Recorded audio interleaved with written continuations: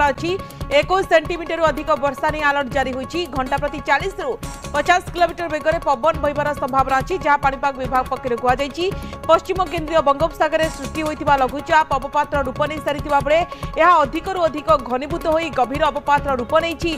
Visakhapatnam 300 kilometre Gopalpur 320 kilometre दूर रही समुद्र बड़ गोटाई आगक अवपात बढ़ुची। तेज आज देखा कि सारा दिन वर्षा हम जहाँ पाणीपाग विभाग पक्षर स्पष्ट विशेषकर जगतसिंहपुर पुरी में प्रबल अति प्रबल वर्षा नहीं रेड वार्निंग जारी उत्तर उपकूल 14 जिला को ऑरेंज अलर्ट ता सहित 9 जिला को येलो अलर्ट जारी 3 तारीख सकाळ पर्यंत प्रबल वर्षा है। अधिक अपडेट पर निरुपमा अच्छा फोनलाइन। निरुपमा सारा ओडिशा को वर्षा भय बोली कहुई पार कि कौ जिला को रेड वार्निंग जारी प्रभाव केमती रमें देखु ट्विन सिटी में वर्षा आरंभ हो गलानी।